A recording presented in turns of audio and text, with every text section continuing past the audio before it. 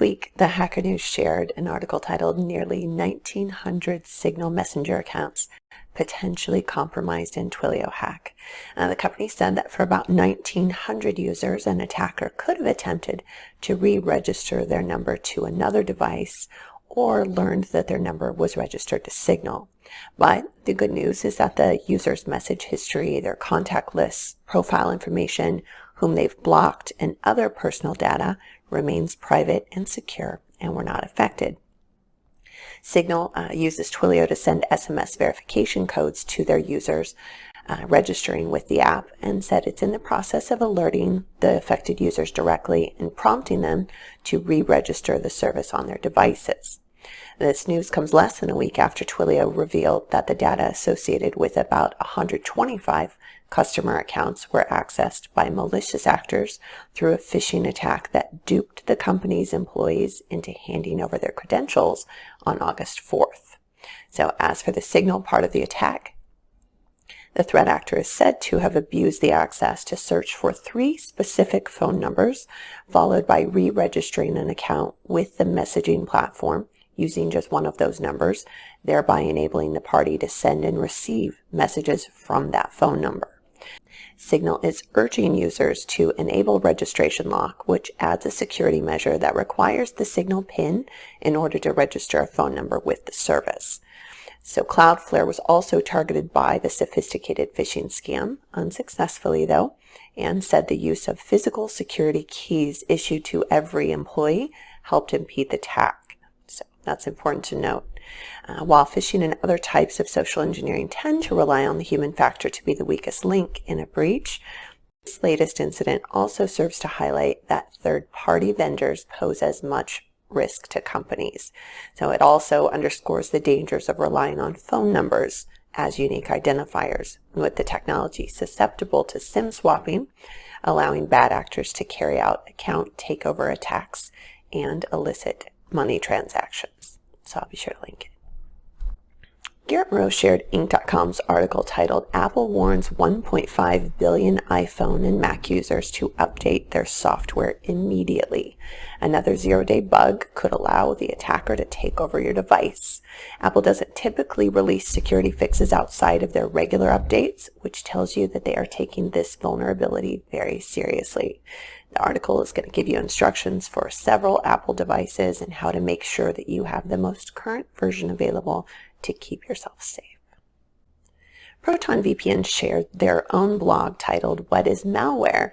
Lots of great information here, from just basic definitions to tips and guidance for keeping your various devices safe and free of malicious software. So be sure to check it out. I'll link it for you. James W. shared Bleeping Computers article, Google blocks largest HTTPS DDoS attack reported to date. A Google Cloud Armor customer was hit with the distributed denial of service, or DDoS attack, over the HTTPS protocol that reached 46 million requests per second, making it the largest ever recorded of its kind. In just 2 minutes, the attack escalated from 100,000 RPS to a record-breaking 46 million RPS, almost 80% more than the previous record, and HTTPS DDoS of 26 million RPS that Cloudflare mitigated in June. So to put in perspective how massive that attack was at its peak, Google says that it was the equivalent of getting all the daily requests to Wikipedia in just 10 seconds. So luckily, the customer had already deployed the recommended rule for Cloud Armor, allowing the operations to continue to run normally. The assault ended 69 minutes after it had started. James W. also shared the Register's article titled Mozilla finds 18 of 25 popular reproductive health apps share your data. As we become more aware of our personal data and the need to protect it, and as legislation continues to raise the stakes, the apps we choose, especially related to healthcare and tracking fertility, are not all created equal. After choosing the apps and products to review, the Mozilla team assigned warning labels to the ones that receive 2 or more warnings on criteria such as how the company uses the data it collects, for example, buying and selling to data brokers, Mozilla also dings companies if they don't have a clear way for users to delete their data and if they don't say how long they retain the user's data. So additionally, these guides look at the company's track record of protecting that. Finally, the product must meet Mozilla's minimum security standards. Very important stuff. I'll be sure to link it for you below.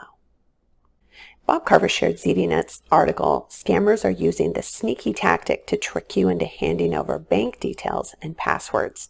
Cybersecurity researchers warned that there's been a big rise in cybercriminals using vishing attacks to manipulate victims into disclosing sensitive information.